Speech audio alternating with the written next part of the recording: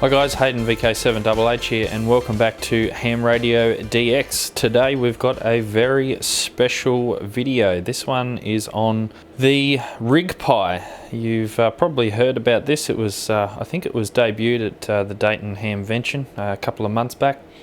And I've managed to get one of these boxes from MFJ, and very excited to do a sort of a review and a bit of an overview of what this thing actually does. So as I said before, this is the RigPi station server, or the RSS.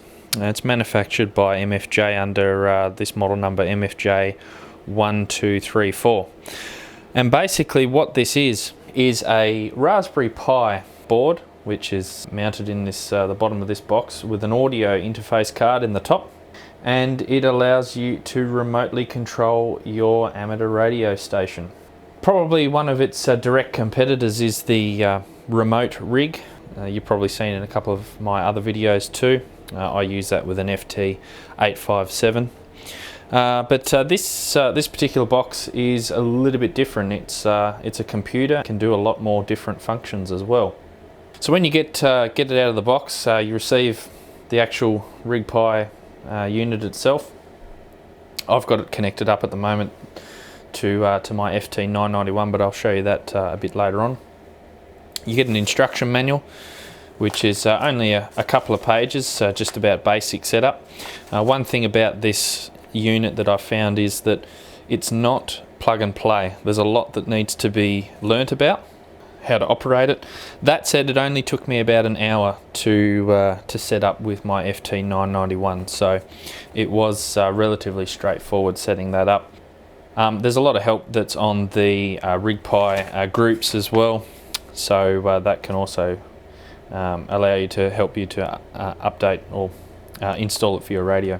So I'm just going to read from the RigPi Station Server Guide here, which is the quick start guide that I was talking about.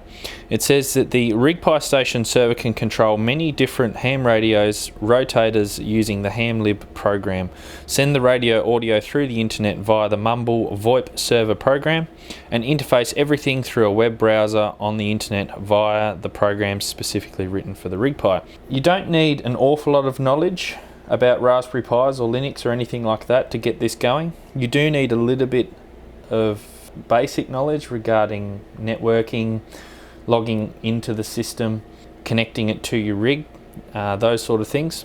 For basic setup and getting it running on your radio, it's fairly straightforward.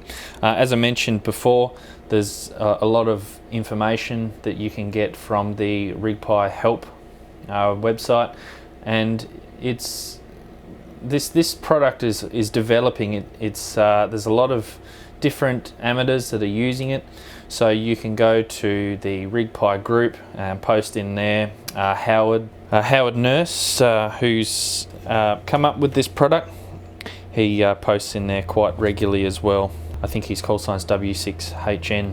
Post about your particular problem, and you should be able to get an answer. So let's have a look at some of the connections that we've got on the RigPi.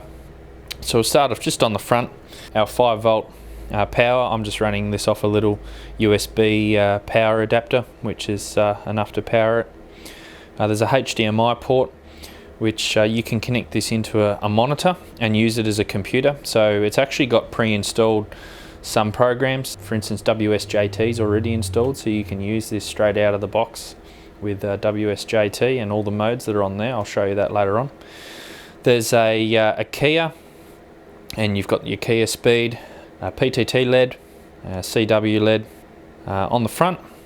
If we turn it to this side, so what we've got here now is you can see the two LEDs flashing down the bottom there. One's indicating network activity, the other one's indicating power. We've got IQ in, which I believe is for SDRs, RX in, so receive audio in, transmit audio out, PTT out, and we've got options also for a paddle and a key. These are all 3.5mm plugs. So this will allow interfacing to lots of different radios. On the other side, we've also got an audio jack which is like the RJ45, which I assume you can connect to any radio which has say a mic jack on the front. Not exactly sure what the pinouts of those are. They will be available online, so I'm sure that you can create a cable, or maybe eventually over time, as this becomes more popular, people will start to create cables for particular models of radios. So as I said before, this is constantly in development. It's only new. There's a lot of people that are going to be very, very keen on using this. And then you've got our USB ports and an Ethernet port for connecting to our network. So in its basic form, I've got an FT991. All the CAT control and audio is done over USB, one cable. If you've got an IC7300 or perhaps even a 9700 as well, not sure if the 9700 is quite supported yet, but I know the 7300 is. You've basically just got one cable which does the audio and will do the control of the radio for you. It's also got Wi-Fi on board as well, so you don't have to connect it via Ethernet. You can connect it via Wi-Fi to your home network. So what this computer, Raspberry Pi, is running, the RSS server software. Log into it using either your mobile browser or on your computer. That allows you to control the radio, change frequency, do things like that. And also on the Raspberry Pi is running a VoIP server, which then controls the audio to and from your radio. Now I've already set mine up to work on my FT991, and you can see here this is the general interface, and you can actually change frequency. You can see the frequencies changing there. I can scroll and change my bands. You can see all the bands that I've got there. I've got the modes that are in blue, and then down the bottom we've got different macros which allow us to do different things such as tune, power on and off, rotate. These are just all the basics. I haven't changed any of these. This is more in-depth stuff that you can do once you're up and running. All the basic modes are here, and you'll notice too that there's on my FT991 I do have digital modes such as C4 FM and those sort of things. You can add that in to switch later, but all of that information is online. Okay, so here's just another demonstration of the mobile app. So if I can get this in frame, you can see there I'm on 7080. I can just adjust my frequency up and down, and it adjusts on the radio as well. There's also up down buttons that you can change your steps as well, so we can go up a lot more, or we can go right down and adjust right down really low. Pressing PTT makes the radio go into transmit. And if we actually adjust with the dial knob as well, we can see here that the frequency will change on the radio as well. So I'll just find a quick clear frequency, and we can see I'm set to 10 watts RF output power. If I actually speak into the radio, into the phone, a VK7HH testing. You can see a little bit of deflection there. I might just have to turn up the power a little bit. A VK7HH testing. I haven't fully set this up for transmit yet, but you can see that it does work anyway. So now let's talk about the audio of the radio. Now, as I mentioned before, the RigPi runs a VoIP program called Mumble, a server program. Very simple download. I've got an iPhone, so I just downloaded the app, and it actually found the server straight away for me and detected it. If we actually turn down the audio now on the radio, and you can see here, as long as I've got it in shot, there's my server. Turn on that and click connect. Now the audio is coming through the phone, and you can hear that now coming through the phone rather than the radio. You can turn the radio up as well, and it comes out there.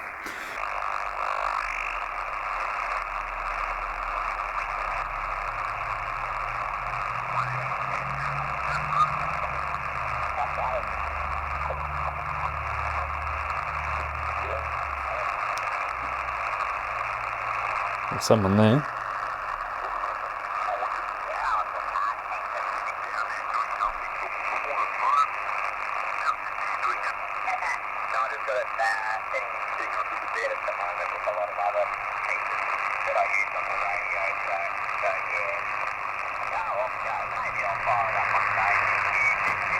I'll swap it over to my 6 metre antenna, and then what we can do is we can look at the beacon.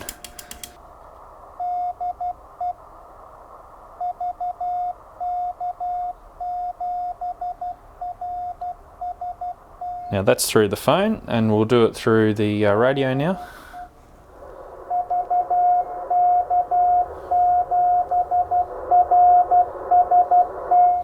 So you don't lose a lot in audio quality. It's very, very good. So the next thing that I wanted to show was the logging into the Raspberry computer itself. You can do this with a HDMI monitor connected and a USB keyboard and mouse, or you can do it over VNC, which has already been set up. I've set up this to use VNC Viewer, real VNC. The resolution scaling's out a little bit, but you get the general idea. So the first thing you'll notice is the Mumble client, which is popped up here. Now for my FT991, one thing that I did have to do after it was plugged in was right click on this volume control and select USB audio codec as the default audio codec. This is already set up to go. You don't have to do an awful lot. Just basically go into configure, settings, and under audio input, make sure if it's for an FT991 at least, select the device's default and audio output as the device's default as well. You can also increase your volumes here for the audio output or for the audio back into the transmit here as well. And this is well documented in the Raspberry Pi manual online. Clicking on the RigPi icon also opens up another browser window. This is the USB ID that I mentioned before too, which allows you to set the correct USB ports for whatever devices you're running. If we go under the menu here, we can see that there's lots of different programs that have already been pre-installed on the RigPi. I haven't installed any of these. These are just all straight out of the box. So you can actually use it as a full computer if you really want to as well. Under sound and video, we've got WSJT. So let's do a bit of FT8. First thing is, because the RigPi can only use one audio device at a time, you just need to make sure that you quit Mumble, as that is using the audio device before you go and start WSJT. Now I've pre-configured this already, and hopefully it works for this demonstration. I did have a couple of issues configuring the cat control, but I did manage to get it working in the end. Takes a little bit of time to start up. Raspberry Pis are not the fastest PCs in the world. And there we go, we can already see we've got some audio here, and we've got our waterfall. If we see if we've got any FT8 on 40 metres, the radio's changed frequency as well. If we can hear anything on 30 metres. Oh, something there. And there we go. And of course you can adjust this the same as you do with any other WSJT. Oh, there's a very strong signal. We might be able to decode him. ZL1 BRL -9, giving a report he's -2 here. So that's running FT8, and you can change the mode, of course. So this might be a very good solution for those who want to run digital modes, might want to leave radio in a very quiet spot, run FT8, JT65 or the like. And if you don't need access to it audio-wise, it's even better, but of course that option is there too. Okay, so now what I'll do is I'll basically show the setting or setup process. As I mentioned, I've already set up my RigPi, and I'm still currently playing with it at the moment. So there'll be a lot of similar settings that you'll come across when you set it up for the first time. Okay, so as I mentioned, the first thing that you need to do is find out the IP address of your RigPi. Also type in here, instead of the IP address, rigpi.local. That will also sometimes work as well to get you to this page. As I mentioned, the RigPi has been done by Howard Nurse, W6HN. If you go to the RigPi groups, just search for RigPi group, sign up there, and he's pretty active and will help you through a lot of the problems that you might be having in setting up. We'll just log in as the defaults. I haven't changed any of that. And you can see here that I'm already connected to my radio. Now you'll notice that the S meter is reading off the scale. That is not the actual signal strength. It's there is a bug with the FT991 that they are working on at the moment. Now once again I can demonstrate the changing of the frequency. We've got our tuning dial. We can tune up and down using that, and we can see that changing on the radio. If I turn the radio up, we'll be able to hear that.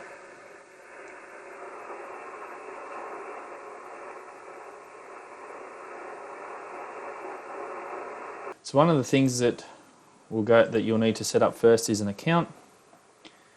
When you edit your account, all of your information will be stored in here. You can have multiple accounts linked to different radios, I believe. So you can have more than one radio connected to your RigPi. These are my settings for the FT991.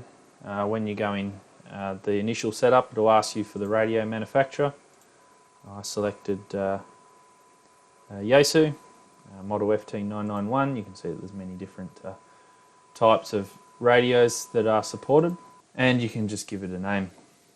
R port is the serial information. Usually if this is the only one that's plugged in, it will be USB 0, but sometimes if you've got more than one thing, it will be USB 1 or more.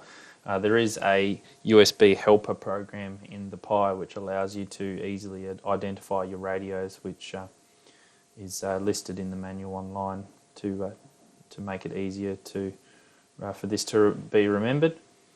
The keyer, I don't have a keyer on mine, but you can select what keyer you want to add in here, and also what port the keyer is connected to as well. Transmit power, this is the calibration of when you start transmitting, how much power you're putting out. Reflect on the scale on the meter under the tuner window. So once you've got all these settings in, simply click connect radio. You should be connected. There's also in settings, later on you can go in here and there's an advanced setting, so you can change other things such as what the PTT does. You've got a meter calibration in here, CIV data for ICOM radios. The baud rate, so just need to make sure that that matches what the radio is set to. Rotor or rotator, I've got an easy rotator controller. I haven't managed to get this working using my setup yet. I've posted in the forum or in the group about it, so I'll have a look over the next few weeks and see if I can get this working. But it should be fairly straightforward to be able to control the rotator. One cool thing about this is you'll notice up in the top right hand corner, the RigPi does integrate with QRZ. You can put in a call sign and do a search, and that will automatically pull down information regarding the station that you are trying to call. If you have your latitude and longitude in the inputted under your account, you can also see the bearing or the estimated bearing from your location, and you can click rotate, which will turn the rotator towards that station, which is very handy as well. You can also do it manually back in the tuner menu. Keyer, there's basic keyer settings in here, so I won't go into too much details. I don't have a keyer to be able to demonstrate it, but that's in there. There's logs, so you can change the design of your log. So every time you make a contact, it can enter into the log. You've also got spots, so I believe that these are real-time spots too that have been uploaded from other stations. This is where the macros are, so you can change the macro information on the right. This is quite advanced. I haven't looked at it yet. I've only set it up very basic, so I've got to read into this a little bit more. And then you've got your system, and it will give you your Raspberry Pi temperature, the LAN, IP, and the ports, and everything else that you need to get up and running. You can also reboot and shut down the RigPi from here. Some of these other menus, if we go into keyer, there's actually an inbuilt keyer into the RigPi, so you can decode and send Morse from here, which is very handy for those that are learning it. You've also got your log, as I mentioned before, so as you start to make contacts, you can enter this into here for an inbuilt log. This is the spots that I mentioned before. And then you've also got a web button which populates the call sign that you've searched for. In this case, the ARRL. So back on the tuner page again, you've got connect, disconnect, and all your VFOs and splits and radio bits and pieces as well. Okay, so what I'll do now is I'll just do a quick audio test, on-air audio test. So I've got my phone already set up running on 146.500 with the mumble client in the background. The top radio is the FT991, of course connected to the RigPi, and I've got a bottom radio just receiving. So what we'll do is do a quick audio test and see what it sounds like. VK7HH testing on the RigPi 1234. And now back the other way. We'll test using this rig and see what it sounds like through the phone. VK7HH testing. VK7HH testing on the RigPi audio. So that is basically it, the RigPi station server and what I've set up so far. This is available from MFJ. Not sure if it's available locally in Australia yet, but if it is, it will be at the, I'll put the link in the description of where you can grab that. But MFJ-1234 RigPi, I recommend getting one of these. Great little device, constantly in development. It'll work with many different radios, and I feel that this will revolutionise how we operate remotely. It's a great little device, and yeah, fully recommend getting one. So that's all for now. Thanks for watching.